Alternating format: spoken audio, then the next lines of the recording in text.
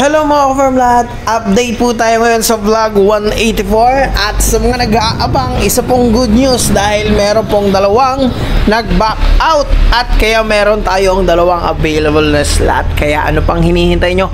Paunahan na po ito. Tatlo po yan, may naka-reserve na agad tayo sana yung nakaabang. Ano po? Kaya ayan, bago tayo magpatuloy yung mga ka-farm lahat sa ating actual video, pasilip muna nung highlights natin nung mga nauna nating video. Ayan mga farmlat, maraming salamat, panoorin nyo po. I need you baby, and if it's quite alright, I need you baby, to warm the lonely nights. I love you baby, trust in me when I say, oh pretty baby, don't let me down, I pray. Oh pretty baby, now that I found you, stay and let me love you baby, let me love you. I need you baby, and if it's quite alright, I need you baby, to warm the lonely nights. I love you baby, trust in me when... Hello mga ka-farm lahat, good morning. Ayan, nandito po tayo ngayon sa Barangay Arbisman, Guinaan, Quezon, sa vlog 184 sa subdivided beach lot. Ayan mga ka-farm lahat, sa mga gusto pong mag-avail, meron pa pong dalawang available na may nag-back out po. So ang good thing, pagkakataon nyo po ito sa mga nag-aabang na naubusan. Ayan, so update din natin yung mga buyer natin dito. Andito po tayo ngayon sa portion ng lot 8. Ito po yung portion ng lot 7, lot 6. Ayan. So ito naman po yung portion ng 9 and 8. Yung pwesto natin sa pagitan po ng 8 at 7. So ayan, update lang dito. Ayan, nalinisan na po lahat. Ayan, including yung likod. Ayan, natabasan na. So aantayin lang yan matuyo para masunog na yung mga natabas na dahon doon. Pero dito po, pagkatapos tabasan, yung mga bagong usbong na damo, ayan, kung makikita nyo, medyo naninilaw na. Ayan, makikita nyo, medyo naninilaw na siya. In-spray po yan. In-spray na rin. Kasi mostly ng mga buyer natin, hindi pa naman po sila mag-stay. So, for retirement plan po nila to. Hindi pa naman sila retired, and yung iba investment. So, matatagalan yung iba na mag-stay dito. Kaya, para tumagal po yung paglinis natin, so in-sprayan po para matagal tumubo yung damo. Ayan, so update din ko po kayo. So ito pong lot 4, kaya available pa. Wala na po sana yan. So nagkataon na may nag-back out dito sa 8. Maganda po itong portion ng lot 8. Ito po yan. Ito yung lot 8. Nag-back out po yung 8. Ito napakaganda. Ayan, kung makikita nyo. So nung pag-back out ng 8, saktong tripping naman po nung lot 4 nating buyer, kasi nireserve niya po ito kahit hindi pa nakikita yung lot 4. So gustong gusto niya yung lot 4 pagdating, kasi nga mapuno, which is sa video pa lang kung ano yung nadatnan niya, nagustuhan. Kaya lang in-offer ko po sa kanya to pagdating, kasi sabi ko, sir, mas maganda to kumpara sa 4, kasi nga open siya, oh. Ayan, may open space, meron pong mangrove side din naman. So maganda yung ano po, new gun. So kaya yung lot 4 na buyer lumipat po sa 8. So kaya po available yung 4 natin. So at least malinaw po. And then yung lot 3, available po yon dahil kahapon lang siya nag back out po yung lot 3. Ayan, kung kailang magbabayaran, which is siguro whatever kung anong reason, minsan siguro may nakitang mas maganda, or natural reason kung bakit umaayaw yung isang buyer, which is halos 3 weeks na rin simula nung na-tripping nila to at nagustuhan. Dahil po yon, lahat naman tayo, pag may nakita tayong property or may nakita tayong isang bagay na gusto natin, gustong gusto natin, pero pag lumipas yung mga ilang araw, nawawala yung eagerness natin na i-acquire yung isang bagay na yun, or makuha natin yung isang bagay na yun. Nawawala dahil lumipas yung mga araw. Ano po? Pero yun, sayang.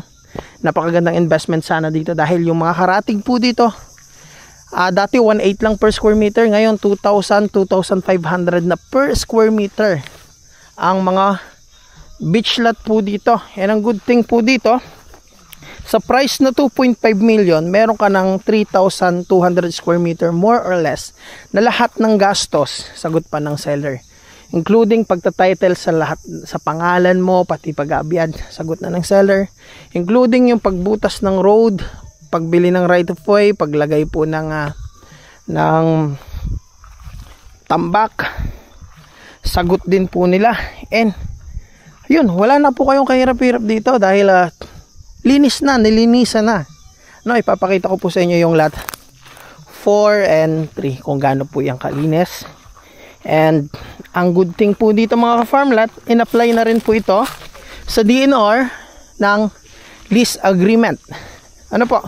For every 25 years po yung renewal nun. Ang kagandahan po nun dun sa lease agreement na yun, kung tapat mo yung mangrove, tapat mo yung beach, pwede ka maglagay ng structure dyan, pwede ka maglagay kung anong gusto mo ilagay, or pwede mo bakuran dahil nga nirerentahan mo yon. Again, hindi natin pwedeng ariin yung part ng tabing dagat kasi nga sa gobyerno yan, pero pwede mong rentahan sa kanila. So yun po yung nangyari dito, naka-lease agreement po tayo, kaya goods na goods sa mga buyer natin, lalo sa mga uso po ngayon yung mangrove walk.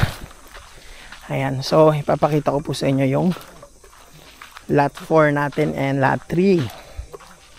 Ayan, so eto na mga ka-farm lot yung portion ng lot 4. Yan, lot 4 po ito mga ka-farm lot, sako po itong manggang to. Ayan, then ang ganda ng pagkalinis dito. Ayan, ayan, lot 4 po ito. Again, gustong gusto po ito ng buyer natin, kaya lang mas maganda yung 8 na nag-back out, kaya yun na lang po yung ginrab. Pero sa mga buyer natin na willing at interested dito, napakaganda po nito. Malilom, alas 12 po ng gabi, tanghali ngayon. Ayan, kita nyo yung araw, malilom po, hindi mainit, presko, pwede ka maglagay ng duyan. Ayan po ang muhon nito hanggang dun. So low tide po ngayon. Ayan, ang ganda po ng puno. And ito po yung lot 3, kakabakot lang po kahapon. Napakaganda rin ito, oh. Napakalilom. Ayan, talisay, malinis na. Ayan, so pag high tide po, hanggang dito ang tubig nyan, napakaganda nyan. So may mga video tayo, ipapakita ko mamaya yung itsura nito pag high tide. Ayan, napakaganda. And yan, ito yung tapat ng lot 3. Ganda ng pag-aalinis dito. Sako po yung mangga na yan.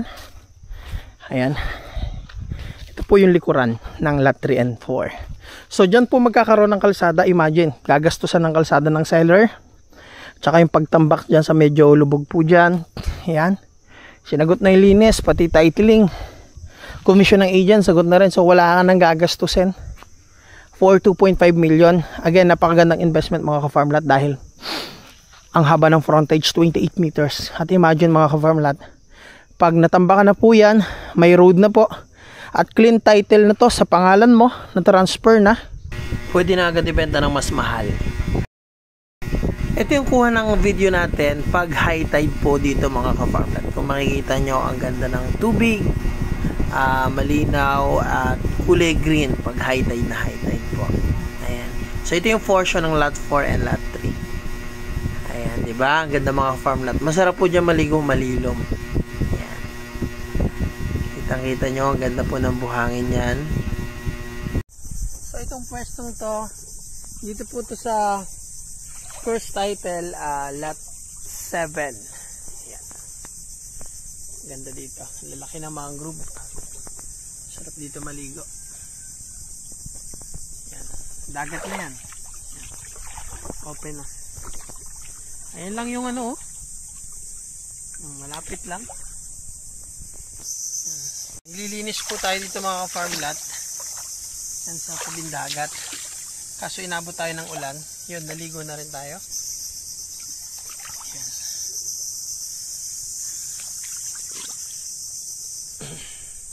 Ayan, low tide ulit. Bumisita tayo sa lot 4. Ayan. And ito yung ambience ng lot 3 pag low tide. Ayan, makikita dito sa pwesto natin yung lot 4, lot 3, lot 2. Ayan yung makikita nyo yung buhanginan na tapat. Ayan, yan na po yung lot 4, 3, 2, 1. Ayan, ng second title. And then yung first title, lot 9 to 1. At ayan mga farm, lahat hanggang dito na lang yung ating video. Ayan, update na rin natin yung mga buyer natin dyan, yung mga naka-avail na, mga nakakuha na. Ito po yung mga bagong kuha o bagong feature ng property. Ayan. So, maliwalas na, malinis na, nalinisan na po. Lahat po ng part nalinisan na. Ang gagawin na lang po dyan ay continuous na po ang titling, may approve plan na rin. At yun, mag-umpisa na rin pong magkalsada doon, magko-courtesy call na po kay Mayor. Ayan, nabisita na rin ang DNR. Ayan, so ayan, congrats po sa mga naka-avail, mga nakakuha. Ayan, sa mga hindi pa, ayan, 2 slot na lang po yan sa mga buyer natin dyan. Kaya ayan, sa bago pa lang sa ating YouTube channel, subscribe nyo po ako. And maraming salamat po sa panonood. Sa mga buyer natin dyan, maraming salamat po sa tiwala, sa dagsang biyayang ipinagkakaloob nyo sa amin sa pag-avail, at naway ibalik po sa inyo yan ng ating amang liwanag na nasa langit. So ayan, maraming salamat po, and dagsang biyaya rin po sa inyo.